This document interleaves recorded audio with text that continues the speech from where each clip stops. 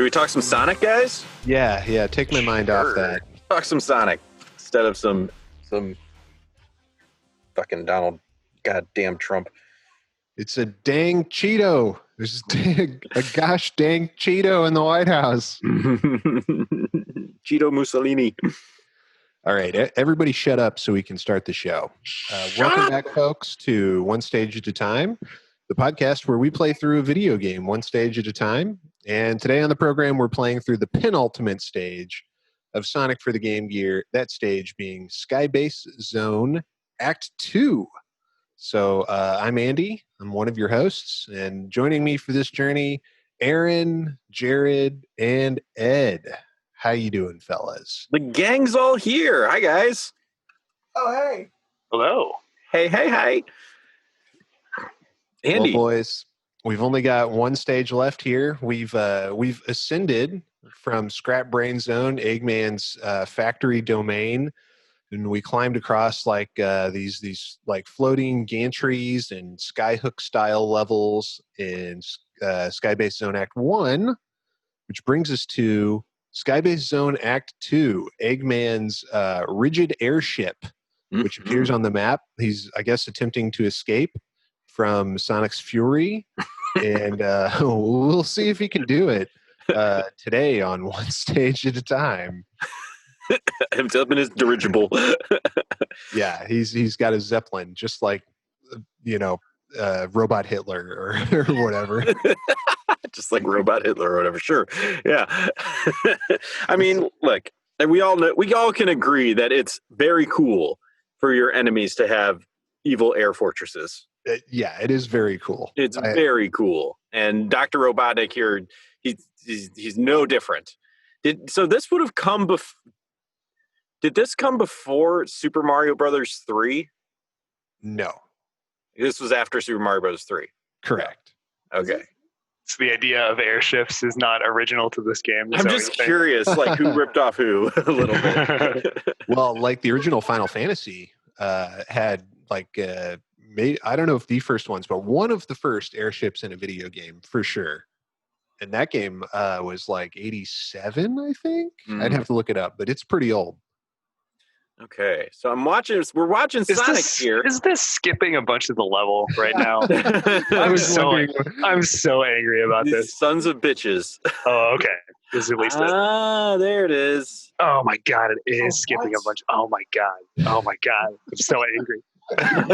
Jared, I was wondering how quick it would take us to figure this out. Jared, why don't you describe for us your experience with this stage, and then we'll compare it to what our anonymous gameplay host is showing us here. Yeah, so that level skip that he just did, well, basically my notes that I took are talking about how there's an insane difficulty spike that's just super frustrating right up until the part where he gets the Chaos Emerald that we just saw, and then it's just like, oh, the level's over. Yep. So like just seeing that is skippable is just I'm so mad. I'm so angry. That whole top path, like getting up there is not that bad once you've done it a couple times, but getting past that one bomb in that low corridor is really tricky. Yeah, and we should also say some quick stats for you here. There's no rings in this stage. At least I don't believe there are any. If you guys found some, let me know, but I don't think there's rings here. No, now that you mention it, no, I guess not. And I think the only monitor, the only power-up, or it's a one-up actually, is on the secret route underneath the airship. So you wouldn't even see any monitors in the normal way through here either. Yeah, I tried to make that jump a couple times over the spinning blades, and it didn't go well for me. Yeah, me too. I saw those floating platforms, or I saw one of them, but I guess I just thought it was like if you got lucky and landed on it after falling off or something, that it was a way to like get back to the start. It just honestly didn't occur to me to try and explore any more than that. I don't think I saw a single one. Like when I saw this video we were watching, I saw Sonic jump down to one right there. I was like, what? Where did that guy come from? It was really like, oh my God, of course. That's how you get to I thought it was just how to get to the one up there, but it's a way to skip most of the level. Good. Fuck you. Yeah. And the really sad thing is I can't even show us footage to demonstrate what this level looks like playing it naturally, because every like gameplay video I found on YouTube is a completionist playthrough. So they take the shortcut route and get the Chaos Emerald. Chaos Emerald. Yeah, that makes sense. But we're all chumps, all of us, right? Nobody here knew until Well, I got it. I went immediately to that. Did you? Ed's a pro gamer. He knows what he's doing. This level, more than any level, like made me hate the screen crunch. Like, I don't know if it did this for you guys, but it made it like impossible to see what was above you and what was behind you. It was infuriating. Like jumping around those guns there, like it was just awful. It was awful. I hated this level. I hated it. I thought it was terrible. I would agree with that. I really didn't like this one either. And to your point, Aaron, there were multiple times where I like jumped up the ladder on the left only to run into projectiles that I had dodged once already because they were still off the screen, but like traveling in the same direction. Yeah, I could see that didn't happen to me, but I could see that happening. Ugh. One thing I ran into was the cannons will fire in the direction they were pointing in anyway, and then keep shooting in the correct direction. Did anyone else I didn't see that? No, it happened. They killed me multiple times because it would do that. The game hates you, I guess. So is the only proper enemy this little bomb guy in the upper part of the area here that ambushes you in this low ceiling corridor? Yeah, but even he's not a proper enemy. He's just another hazard because you can't kill him. No, and he just suicides himself anyway. And fires projectiles out, And you can't you can't jump over him either. Like, and you got that spike wall coming that forces you. No, this whole level was one big middle finger to you at the end of the game. Yeah. It's the last proper platforming level. We've got one more stage, which is just the final boss. And yep, this is what a way to end the game. I like you fellas, I did not find the Chaos Emerald naturally. I had a feeling there was a Chaos Emerald somewhere, but I didn't know where it was. So you know, you work your way all the way around this stage. You go through like this is something that's kind of baffling to me. You go inside the inflatable part of the dirigible, like this upper part is like, you know, apparently the balloon of the dirigible, but you go up inside of it anyway, and I'm not sure how that works. But and then there's like bombs in there, which doesn't seem safe. Yeah, this should end up like the end of the Rocketeer, where yeah, no, definitely. What's his name? Timothy Dalton is like throwing Nazis out of it to keep the weight down. That's no good, Timothy Dalton. To be fair, I could absolutely see Tails come swooping in on a gyroscope, whatever they're called, those gyrocopters. Yeah. Sonic, it turns out Timothy Dalton was a Nazi the whole time. I knew it all along. I watched that movie recently, and it's a great movie. The really best part, my favorite part, is when the guy that plays Paulie in Goodfellas, Paul Sorvino, is in it as the mob boss guy who's working for Timothy Dalton. I know exactly what you're about to say. And then towards the end, like they're having a big standoff, and they've got the Rocketeer, you know, guns pointed at him, and he's like, you guys know you're working for a Nazi, right? And Timothy Dalton's like, oh, what does it matter, you know, who you're working for? Who cares? And Paul Sorvino's like, nah. We may be crooks, but we're Americans. And they switch sides. What does he say? He says, I may not make an honest buck, but I'm American through and through, or something like that. And me at home, I'm like, USA. But then all the Nazis show up. There's just tons of them. They just come out of the bushes. How'd they get there? Sneaky Nazis. So sneaky. This is the Rocketeer podcast now. I would podcast that with you. I would rather talk about the Rocketeer than this stage.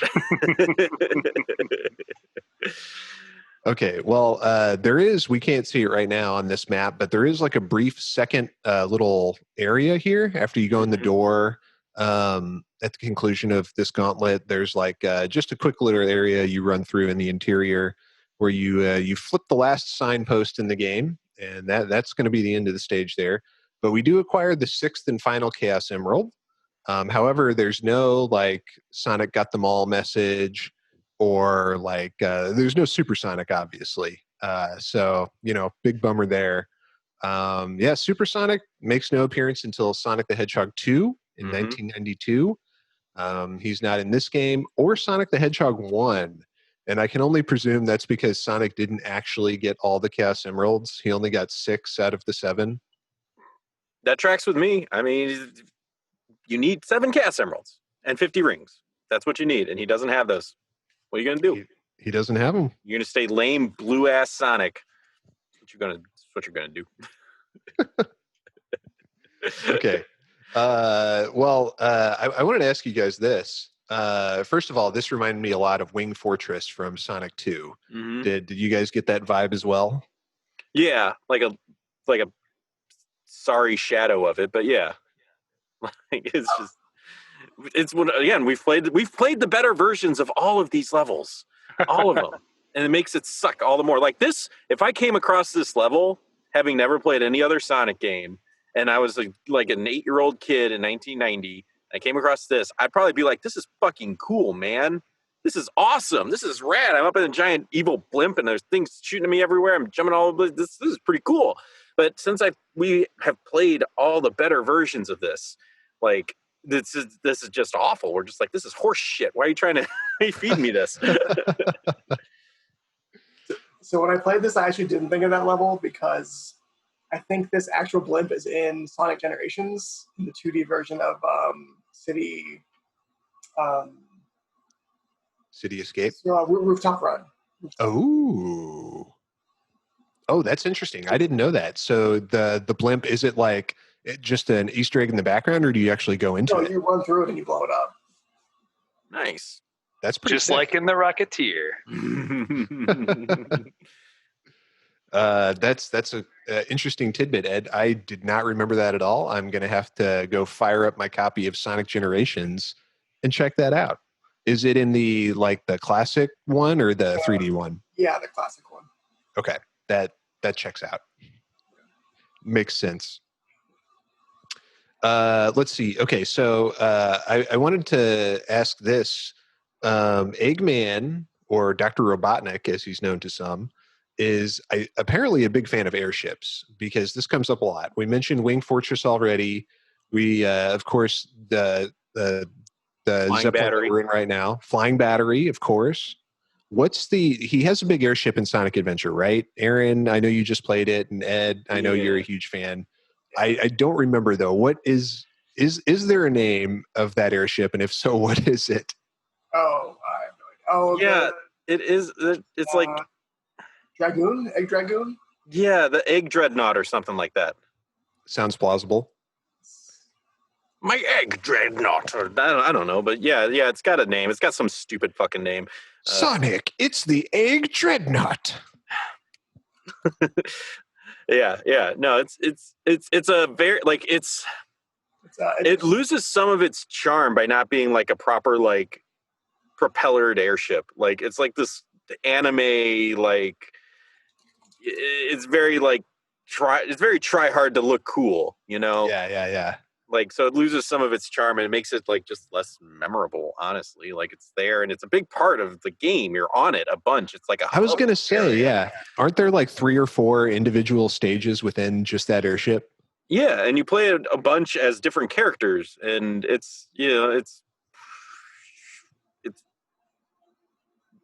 just not as cool as I think that they were hoping it would be. I remember it's like a field stage that you're exploring in the field, and then you go into the actual stage part of it. And I remember thinking where was all this shit when I was in the field stage version? It's like non-Euclidean. It just seems to be way more space on the inside than there is on the outside. Yeah, you can like run end to end on it in like 10 seconds, but then there's whole giant entire zones in there. Don't think about it too much. It's magic portals or some shit. Speed Force. Yeah, there you go. Speed Force. It's hyper time. I was reading about DC Comics today at work, and I was astounded to learn about the concept of hyper time. Have you guys heard about this bullshit? I don't think so. Doesn't make any sense. Is it a Flash thing? I don't think so. I think Okay. it's a thing that they invented in like the 2000s or the 2010s, perhaps, to explain all the different continuity things and all the stuff that Okay. contradicts each other, and how there can be both multiple realities, but also a single reality as the result of various crisis events that have occurred over the decades. And Yeah, DC really is into explaining why all of their continuity works together, which is dumb. yeah, it's very dumb. They have officially embraced the multiverse for like their live action stuff, though. Like Ezra Miller's Flash has crossed over onto the CW Flash, and like, and like they're gonna have like in the Flash movie, they're gonna have Michael Keaton's Batman and Ben Affleck's Batman. And so they're just rolling with it. They're saying that Joker is in continuity. It's just another dimension. They're saying that everything's in continuity. It's just all different versions, realities. So like they're all their stuff can cross over whenever they want. It's just different dimensions. And I'm like, all right, that's bold, I guess. You know? Yeah, Like, that's kind of tight. Yeah, I dig it. You know? I want like Donald Logue, Harvey Bullock to show up in the next live action movie. He could. He absolutely could. And that's kind of cool. Harvey Bullock showing up in Aquaman too. Yeah. That's cool. I didn't know that. So Ezra Miller showed up on the TV show of The Flash. Mm-hmm. And they also had like Brandon Routh Superman, but he was like also is Brandon Routh Superman, but it was Kingdom Come Superman apparently. So I don't know if it was the same as Superman Returns Superman. Ed, do you know? I don't know. Yeah, but he was like Brandon Routh was he plays the Atom on CW's Arrowverse, and then he also was Superman in Superman Returns. Well, he showed up also as Superman when they had like a crisis event, and he was wearing the Kingdom Come Superman outfit, and he fills it out pretty good still, I gotta say. I liked him in Superman Returns. I thought that movie was pretty good, actually, despite all the negative press it got. I 100% understand every single criticism about it, but I still enjoy it. Yeah, for sure. I've been rereading the Death of Superman story arc, and I just got to the part with the cyborg Superman, who, like, from the very beginning is like obviously evil and sinister. And everyone's like, oh, he seems like a good guy, probably, right? It's like, no, look at this motherfucker. He's like clearly evil. He has a glowing red eye, and half of him looks like the Terminator. Yes. Hey, Terminator 2, he was nice. So you never know. That's true. Maybe they'll reprogram Hank Henshaw. And oops, spoilers if you haven't read the Reign of the Superman story arc from and everybody be like, 1996. Yeah. They did a cool fake out on Supergirl with Hank Henshaw because, people who read the comics know that he's Cyborg Superman. And so, like, Hank Henshaw was running the like, government alien task force that Supergirl worked with. And he's like, I'm Hank Henshaw. I run this task force. And then occasionally his eye would glow red, like when all the other characters weren't around. And so somebody who read the comics was like, oh, he's Cyborg Superman. That's cool. That's awesome. And then it was a big fake out, and it turned out it was Martian Manhunter. And fucking with the comic nerds. Yeah. That was a cool twist, though. It was. I appreciated it. Yeah. Okay. As much as I'd like to continue talking about DC Comics to avoid talking about this game, I was going to say, we keep on finding other things to talk about besides this fucking level. There were a couple more things I wanted to mention. Let's see. Oh, how about this? So I thought it was interesting from like a narrative perspective. Although the level itself is kind of janky, I think like the aesthetic of it is cool. I like that it's like a Zeppelin. We haven't really seen something exactly like this in a Sonic game before or even since. Like, we've had airships, but not like a Zeppelin exactly. Unless you except count for Sonic Generations. Yeah. But the fact that it's like the final stage and like Eggman is trying to escape, he's like, "Fuck this! I mean, I'm out of here." He was trying to bring jobs back to South Island by building a factory and bringing manufacturing back and making South Island great again. But now Sonic has completely fucked up his shit and ruined his factory, and he's like, "I'm out. I'm getting out of here." And he's like flying away on his blimp, and Sonic's like, "No, fuck that. I'm going to chase this guy onto his blimp. He is not going to get away." Speaking of Terminator, man, Sonic just keeps coming. This kind of reinforces my theory that Eggman is the good guy of this game. He's just trying to get away, and Sonic just won't let him. Well, in this game, it's almost plausible because there are no animals inside the robots in this game. He's just a happy little tinker boy building his robots, and Sonic's just like, no. That's what I'm saying. He's a businessman, and we need a businessman in charge. He needs to run this South Island like a business. Sonic, I received a small startup loan of $1 million from my father, Gerald Robotnik. But didn't you run a bunch of your robot casinos into the ground?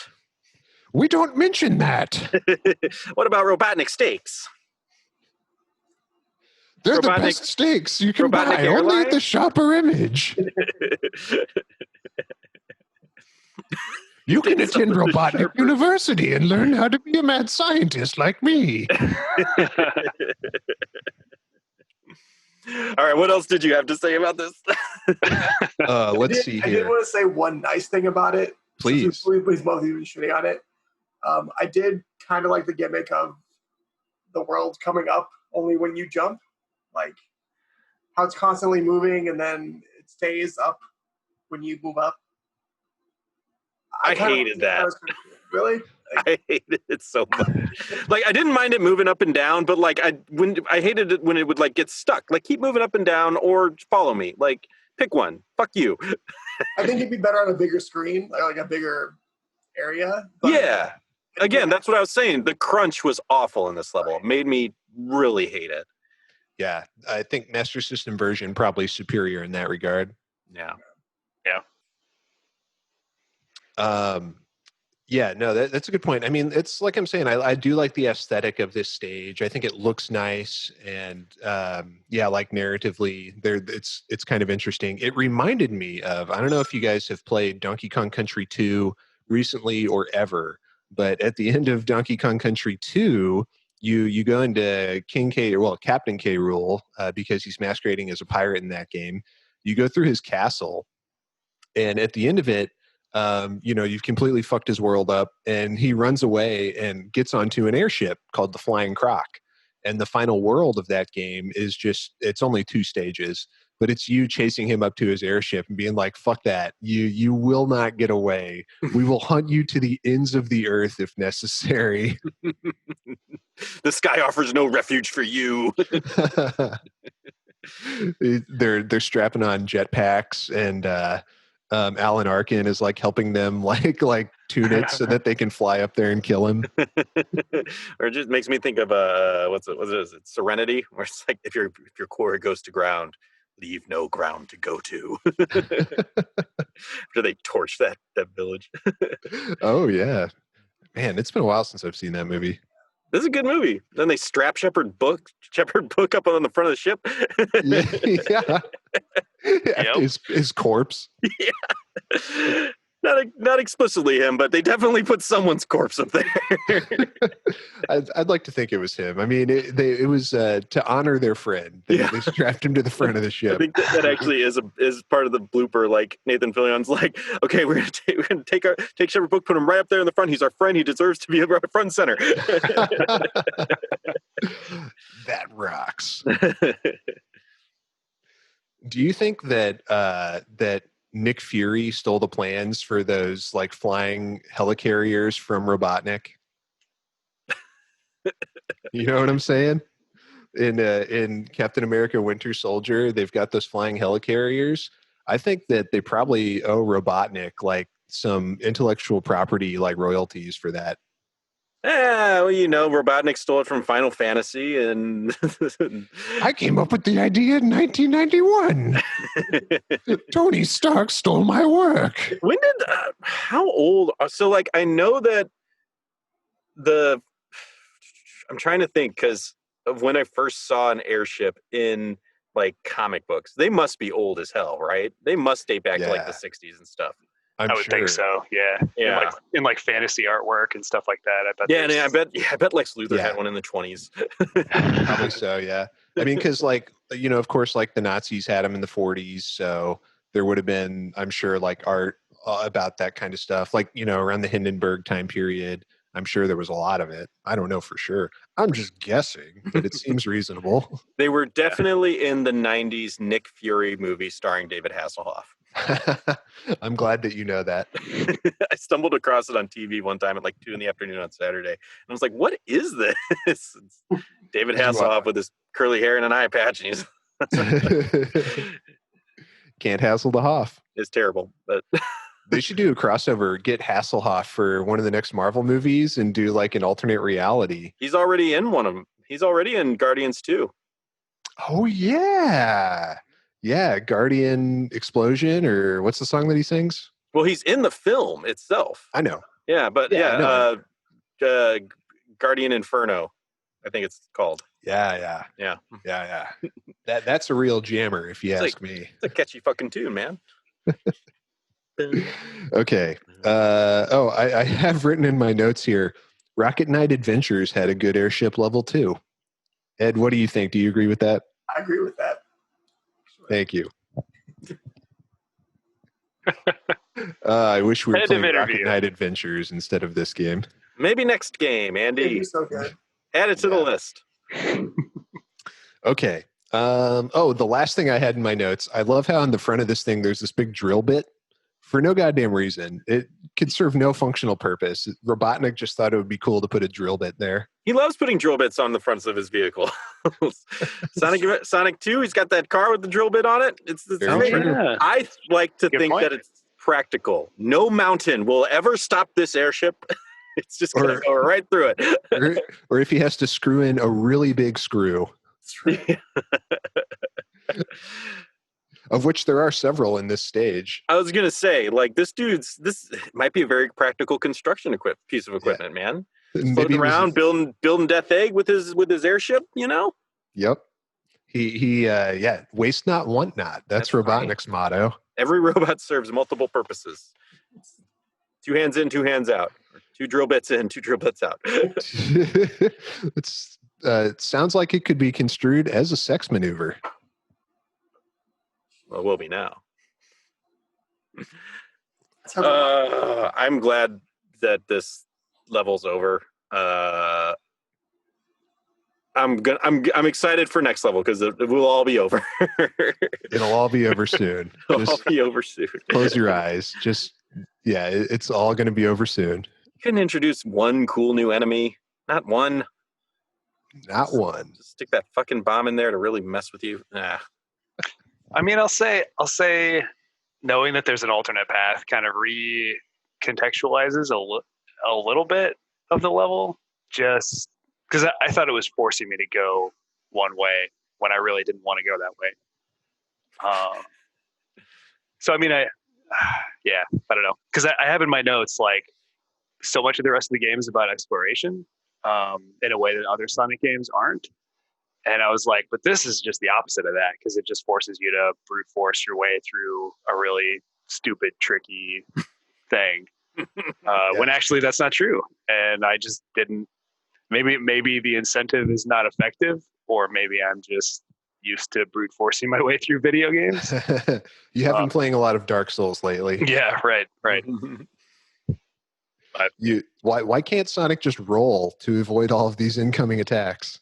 Yeah, he can in most games. That's true. That's a good point. I was going to say, that's kind of his thing. yeah, exactly. How much does Dark Souls owe Sonic the Hedgehog for stealing his patented roll mechanic? 100%. 100% of the profits to Sonic the Hedgehog. Yeah, the Sega Sammy's going to be filing a lawsuit any day now. Okay, well, let's wrap it up. I think that's about all we need to say about this stage. This has been Skybase Zone Act 2. We'll be back very soon with the final episode of this series, Skybase Zone Act 3. So look for that in probably about a week's time. Jared, Ed, thank you for joining us. It's been lovely to have you. Hopefully we can entice you back for the final episode of this series.